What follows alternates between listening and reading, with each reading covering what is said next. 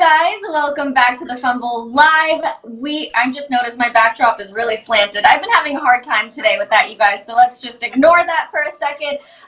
We are talking about Cam Newton and how he says he has too much pride to retire. We're also talking about older athletes and whether or not they know when they need to rest. But before we do all that, make sure you subscribe to our channel, tap the bell for notifications, give this video a thumbs up, and leave a comment below. Here's the Fumble Squad. We are back again. The trio is all here. I'm Devin Howard. You can find me on Instagram as @DevinHoward. What's up, everybody? I'm Jackie Ray. You can follow me on Instagram @JRayTheFanatic. What's up, guys? It's your girl, Britt. You guys can follow me on all social media I am Britt Johnson. I am back just in time to ask you ladies, what day is it today? It's Taco Tuesday!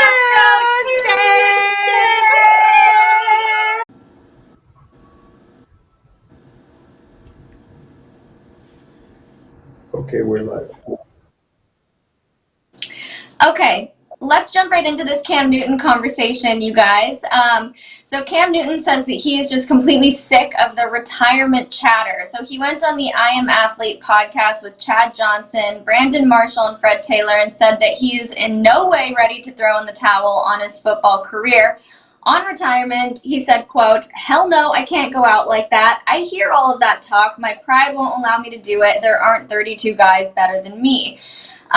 So he does not plan on giving up the football career at this point. So he had 2 injury-riddled seasons with the Panthers, and then he started strong with the Patriots, but after contracting COVID and having to be out for that time, he said that he came back and he said he felt, quote, less comfortable physically and skillfully. So he admits that Emmitt Smith, once after he beat Walter Payton's rushing record, everybody's like, okay, you're old now, retire my guy. And he went on and had that other season with Arizona. And the reason why he said he wasn't going to retire yet is because he was like, no, because every time I get on that field, even if it's 1 or 2 yards, I'm breaking that record all over again. So I think they kind of have a battle with their personal best. And obviously you don't want to go out on not being your best. And Cam Newton's season was trash. And the NFL did just release their top, all the quarterback rankings for this season from last season, and he was ranked 32. So there are 31 guys that technically are better than you. Several of those guys were coming off the bench. Taysom Hill had a better season than you did technically. So Mitch Trubisky, who everybody believes should never play a down of football again in his life and should go into commentary, was 31. He was still above you, Cam. So, yeah, there are some guys like Sam Darnold who shouldn't be a starting quarterback. Yes, there are starting quarterbacks that do not deserve the position that they're in. Do I believe that his football is done? I don't know, because I just feel like we were all rooting for you, Cam, and you just disappointed kind of everybody, including yourself, in this situation. And I don't want to have the COVID being blamed for whatever. A lot of guys got COVID this year, and you just have to kind of work through it. It was a sucky year for everybody. And you took that, vet minimum because, think that you could prove yourself to everybody. But I don't see anybody hiring you after the season you just had as a starting quarterback. It's going to be something where maybe he gets put in a backup position and he's going to have to fight that way to get that starting spot back. But the record you had last year, the season you had last year, I don't believe a start for you, especially when we have guys that are wanting to get out of their positions like Any other team than the New England Patriots, because if you because now we still know that Belichick has that mind. Belichick still is a coaching genius. I think Cam knows exactly what I said. I think what happened in Carolina is not his fault. He was in a system that they knew what he could do, and instead of trying to coach him into some different level of plays that would keep his body safe, they just wore his body into the ground. And now he knows that, and he wants an opportunity to succeed, and he's not ready to give up, because if you give up, then that's all you have. Your Carolina Panther days are all you have, and he wants more than that. So absolutely, he feels like it's a form of giving up, and he wants. And I'm telling you right now, if Cam Newton goes out there and has one successful season, but his body hurts, he'll probably retire then because now he has that check mark. Like, I can do this. I still got it. I'm going out on my terms versus go out with everybody saying he wasn't that good. And he doesn't believe that. So, no, he definitely doesn't want to give up at this point. Yeah, Jackie, even to your point with the Patriots, like they were that was a subpar that he had around him with the Patriots. And like, it's the system of Cam Newton just didn't work with Bill Belichick's system. It just didn't work. So I think, like, honestly, if he would have gone to another team this last year, he could have actually been successful. But with what he was given with the Patriots, it just didn't fit.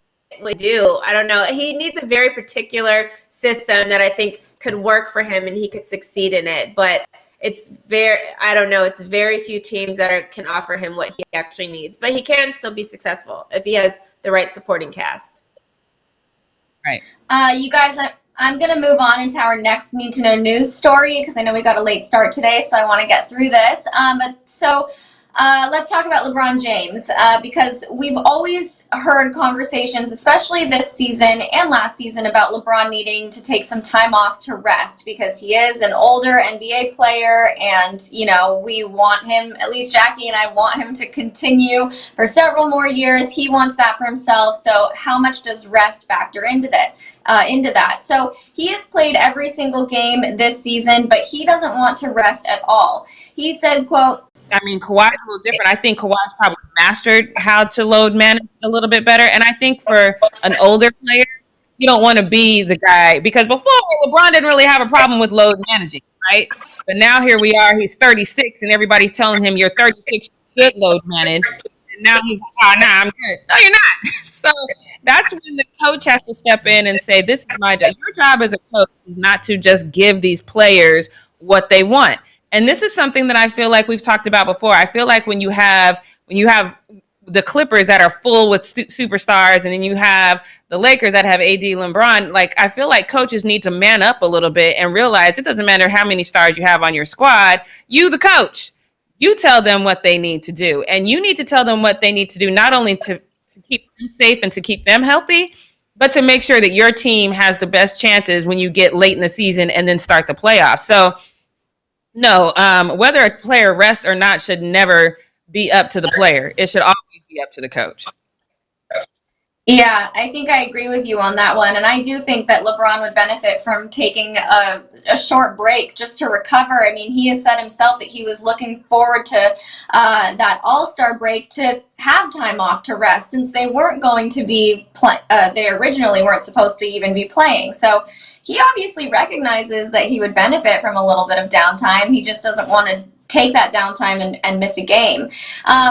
Britt, I want to ask you, why do you think some players are so against taking time off, whereas other players in the league, like Kawhi, they're okay with load management because they realize that's what they need in order to do their best?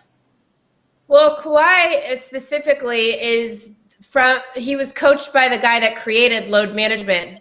Greg Popovich was the one that brought load management a thing and made the players really realize that, you know, taking these breaks and stuff can help us. And for it was like 19 plus seasons that the Spurs went without losing, with winning at least 60 games a season. And that was because he knew how to load management. Those old guys, the Tim Duncan and Tony Parker guys, like that, he learned how to manage them so they could have long careers and play until, you know, their late age. But I think a lot of players don't like it or don't understand it because it's not really a thing that happened before Greg Popovich made it a thing.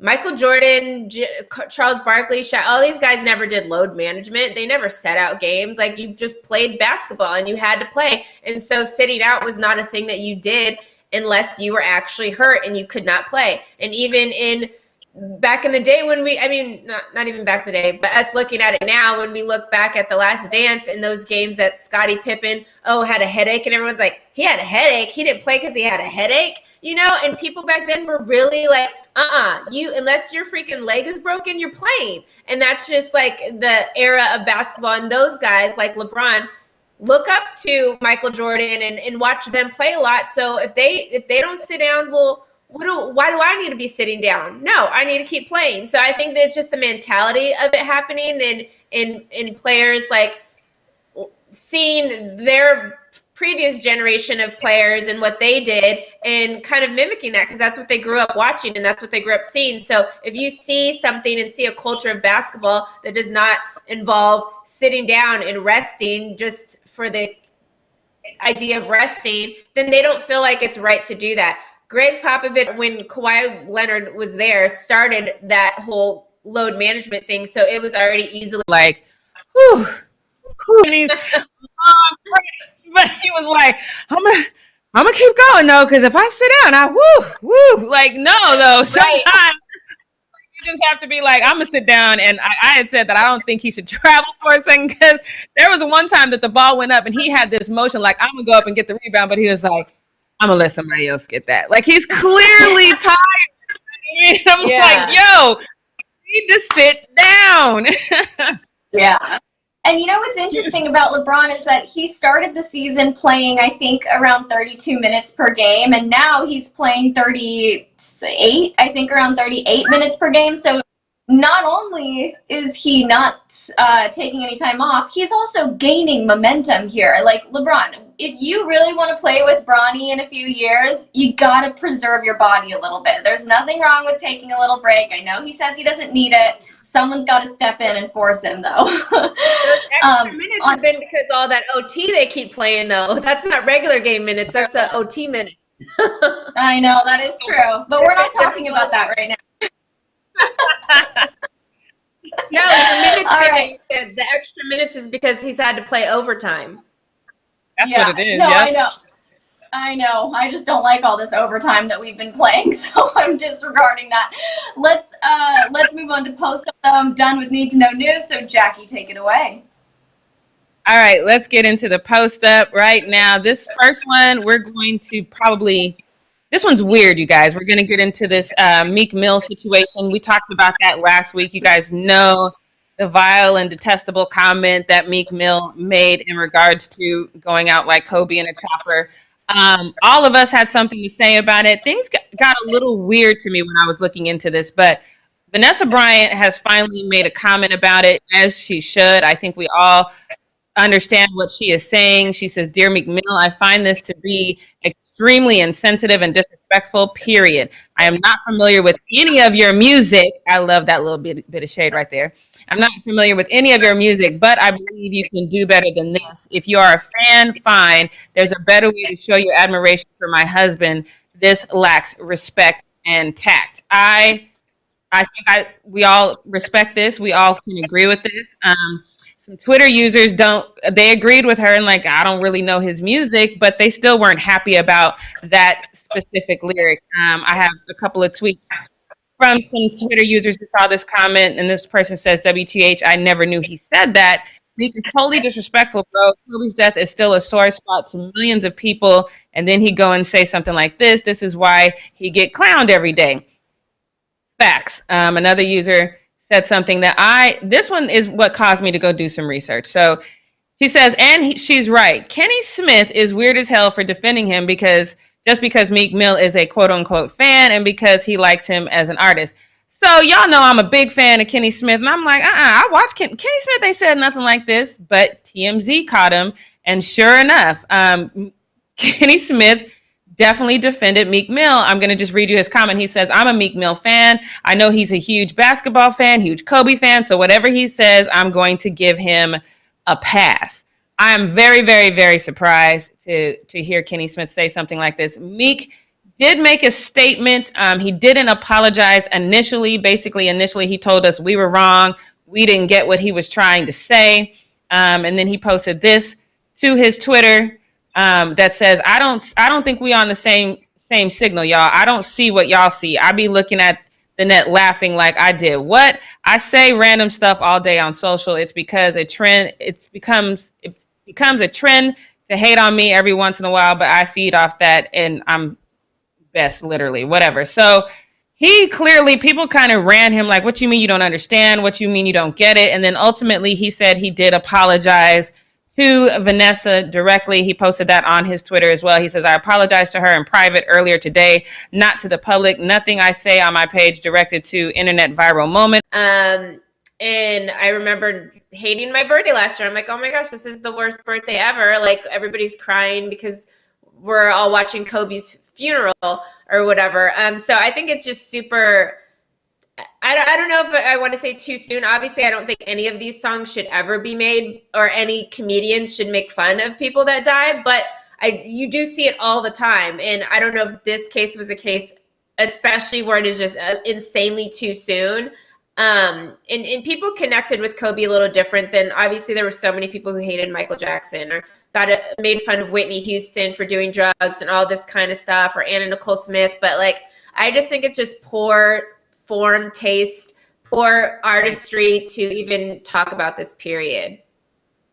Yeah, and I agree with JD in the chat, because he's not going for his words, but he wants Vanessa to let us know if he actually apologized. And I echo that sentiment, because from what he's saying on Twitter, he's like, y'all are tripping, let it go. And I just think that is so repulsive, because even if you feel that way in your heart, here's a woman and her family who are grieving, and you've got to know that was in poor taste. So Meek, please do better. We're going to get to this next one, because this next one I was a little confused by at first, because I'm like, Isaiah Thomas never even played for the Wizards. But then I was like, oh, damn, he did. It was like 40 games in the 2019-2020 season. He played 40 full games for them. But I forgot, because, you know, the Wizards don't have a nationally televised games, and I didn't watch that. So, yes, but we still need little Timmy to change the graphic, because this is ridiculous. This is not a glitch in the Matrix. This is somebody putting Russell Westbrook as Isaiah Thomas. That is ridiculous. And then someone in the Twitter chat said someone played Russ in DFS and wants to trigger him. And that's probably exactly what that is, because how do you miss this? And that's the thing. Like, I went back to look, they've gotten it right so many other times. So how do you get it wrong this time? I need answers. Devin, how do you get it wrong this time instead of getting it wrong all those other, maybe when Russell first started with the team? How you just get it wrong like this now? Timmy the intern. That's all I gotta say. Timmy the intern was responsible for this one, and he messed up. Yes, I sent this to, I was watching, so I don't have cable. I do everything on the internet. And I had such a bootleg stream that it was like grainy sometime. And so when I saw this come up on the screen, I'm like, oh, my stream is bootleg. And then I saw the Twitter come up, and I was like, yo, somebody need to be fired. This is ridiculous. This next one is ridiculous as well, because like I have said so many times, LeBron looked tired. I mean, and I get it, because sometimes I barely work out. You guys know that I work out twice a week. When I add that third day, I feel like my whole life is going to end. And LeBron looked like I feel on that third day, and I didn't like any piece of it. And I really didn't like you guys making fun of the situation, because we haven't seen LeBron full speed for like 3 games, and it was bad, y'all. It was so bad that now y'all feel like y'all can remix it. So look, this user said on their Twitter, now LeBron shoots a 3, it just hits the side of the rim. It's like ka-thunk. So this person says that brick LeBron shot sounds like the beginning of Gnarls Barkley. What? Somebody saw this and was like, oh, say less. Let me show you. And so they made it so you could see what they're saying. Take a listen. Where's KCP? LeBron to tie. I remember when I lost my mind. Completely unnecessary. I hate people so much. Y'all do not have to be out here remixing my boy like that. It was funny, but I don't like it. I just want y'all to know that right now. Look, so I know a lot of y'all are gonna probably side with the next fan, but I just got to see this one, and James with my boy back on the cart if I can. If this was me and I saw him, LeBron James, on the cart like this, guess who's running right next to that cart? Just take a guess, because I would make my own post up. But take a look at this. Jimmy Butler got a fan out here that's like, yo, I'm going to just stride for stride with this cart. Take a look. Jimmy B! Woo! Running next to a legend, baby! Running next to a legend. What's up, baby? Get your ass out the middle of the road. Hey, man, hey, for you, I don't care. For you, I don't care, Jimmy. Hey, Jimmy, it's Charles. I so much. She was like, woo. How you could hear she was winning, but she's like, I got this. And Jimmy's like, get your ass out the street. I love that. That's just so So Jimmy, I love that. Now, you guys, this next one, Eric might be on to something. I know he might become some of your favorite players, one of your favorite players now because he's talking smack. I think this is so adorable. But we saw this on, I believe it was Gridiron or something like that, where Tom Brady is saying, hey, I don't know what I'm going to do for the next 5 months. That's a lot of us. Once football ends, we don't really know what we're going to do. But Eric was like, retire, LOL, tired of him. And I think I agree with that because I'm so tired of Tom Brady. Can you retire? We know he's not, but I would appreciate it if you did. But look, Steelers fans saw this and was like, oh, I'm still in my feelings. They're just still so mad, which I think is funny because this guy was like, Bucks won't win again next year. My Steelers are going to win. We're going to have a healthy defense with our top 5 QB. Not sure who they mean because I don't know. Anyway, with our top 5 QB and hopefully won't get cheated by the refs again. And this guy was like, yo, you got bodied by the Browns, bruh. Did the refs score 28 points in the first quarter? Look, you guys cannot let Tom Brady live rent-free in your head for the next 5 months, you guys. You got to find a hobby, do something. Steelers Nation, do better. But otherwise, y'all going to be miserable for the next 5 months. So let me get into this one with Shaq. Now, you guys know I am not a Shaquille O'Neal fan. I do not like Shaq at all. Papa John Shaq is not a friend of mine, but I do happen to really like the relationship that he and his son have. I feel like they clown each other, and that all comes from a place of love. So I love that. Now, so Sharif took to his TikTok to post pictures of his dad that he wished his dad had not posted. The funny thing about this is y'all can see it says this is part 2, which means there's a part 1 that I never saw. There's music playing in this, so I can't, let you hear it. But let's just take a look at some of these pictures. I actually love this picture. It's fun and happy. I love the big hat. He looks fine there. Okay, that one, maybe. Okay, maybe you don't make a face like a dog, and maybe you don't compare yourself to Shrek. This one's cool. I like that. He's happy on the plane. That actually is a reflection of how I see Shaq. But this one right here, it should have never, ever been posted. And I'm so glad he just kind of got off that real quick. But I just had to get back. I took a still shot of it so y'all can see that. Let that sink in. Jackie, we didn't need this. This was not necessary. Right. Really. I don't know who has uglier feet, him or Deion Sanders. I don't know which one has uglier feet out of the two. Is tragic because I believe there's nail polish on there, and if his toe is just shining like that for no reason, that's a whole nother. Leo, get this off the screen, my guy. Get it off. Oh God! I just knew that was gonna bother y'all, so I had to put that in there because it just brought me some joy. But look, we talked about yesterday how some things have been taken from Jackson State's locker room. Deion Sanders had some things stolen. We found out that that young lady didn't do anything about it because she was by herself. And a lot of you guys in the chat yesterday said that's security's fault, that security needed to do better. I think Jackson State might need to have their security do something like this. Go into every track meet, basketball practice, football practice.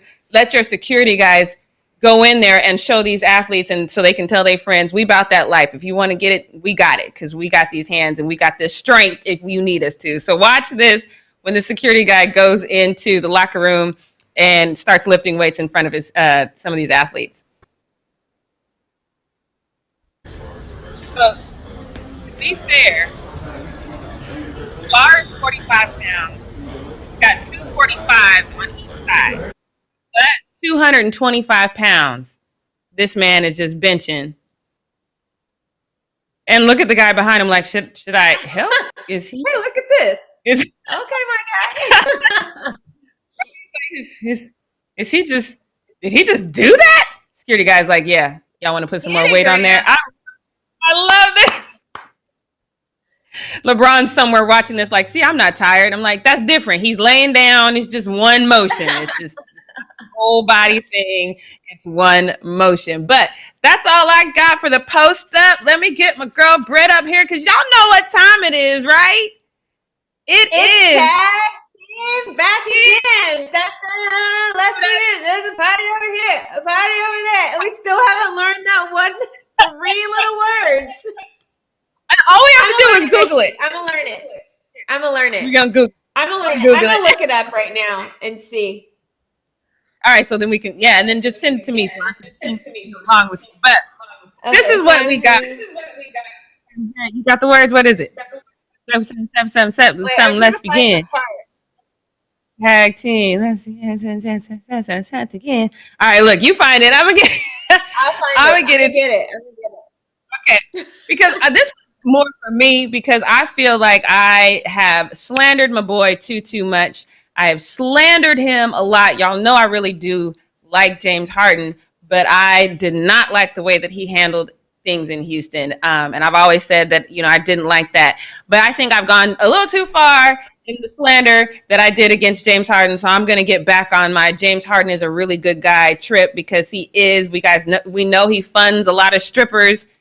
And that's not a bad thing. Strippers need money too. But I did not like how he threw his teammates under the bus. And that whole thing is what kind of rubbed me the wrong way about him. But I think it's time to get back to recognizing that he is a good guy, that he does have a giving spirit, and his track record definitely proves it. You guys, his track record of giving is very, very long, so you could just Google it. But to tell you a couple of things, he found out about a family in the Bahamas who they were feeding themselves by fishing. He gave them $10,000. That was back in 2019. Most of us didn't know that because it didn't make headlines. But obviously, he didn't do it for the praise. He did it because his heart moved him to do so. That same year in 2019, he donated over $240,000 to the city of Houston in order to help renovate basketball courts in underprivileged communities. That is super dope. And I don't know if you guys know this, but he sends a couple of kids. I think it's like 3 kids a year. He sends them to college through his foundation, 3 the Hard Way. Good dude. We all remember he gave that long farewell post to Houston, and we were all like, did you really give your best though? But he is circling back. I truly believe when he retires, he will more than likely live in Houston because he says he still calls that home. He's still providing for that community. He has a huge heart. Leo just had that post up there that he posted on his Instagram, which says, 13 Relief Gang. Now, 13 is his restaurant. It's not open yet, but it's his restaurant in Houston that is right now still providing for that community. I was a little confused, and I still guess I am a little confused as to what really is going on in Houston. I have family, and it snowed pretty much did shut down their communities. Neither of my family and my friends. Pipes, because, once the electricity came back on, pipes started to burst. And we've seen so many cases of that in Houston that I've been in contact with, the mayor, Mayor Turner, the Relief Gang, and just so many people that I've known that are able to help while I'm not there. And, obviously this is a huge problem, but I try to, impact it and help as much as I can while I'm out there. So, and I'll continue that. Love you for this. So what we're not going to do is continue to slander you. Obviously, you were a good guy in a situation that you did not want to be in. I applaud you for getting out. Maybe next time get out better. But I still applaud you for showing that you had a problem with the Houston Rockets, not Houston itself, and you are still giving back to the community that you feel gave you so much. And so I think the James Harden slander needs to immediately stop. This is a good dude to his heart, and I think we should acknowledge that. But let me get my girl Britt up here and see, do you agree that we need to stop with the James Harden slander? The thing about me, Jackie, is I have a very good memory. And I remember I tried to do a Britt's take about all the wonderful things that Michael Jordan does. And you said, I don't care. I still don't like him because he's not this and he's whatever. It don't matter about him just giving money. Anybody can give. So, in that aspect, I'm going to keep that same energy. James Harden makes a lot of money, and people in that community spent a lot of money to go to the games and go, do different stuff or whatever. So of course he's got, especially now that he's like pissed everybody off over there, he wants to help even more. And like, he feels, I'm sure half the community he's probably like funded at the strip club, so he wants to make sure all his little girls are all right, but no, that's just a joke. But no, I feel like I do think a lot of these guys are good human beings and great people, and that have nothing to do with like them playing their sport or whatever. But I still feel the same way about his situation and how I feel like what he did with the team and how he, you know, was openly like, oh, dissing his teammates and whatever. I still think that's a crappy thing. And that's just being a human being. We all have like terrible sides of us and we all have really great sides of us.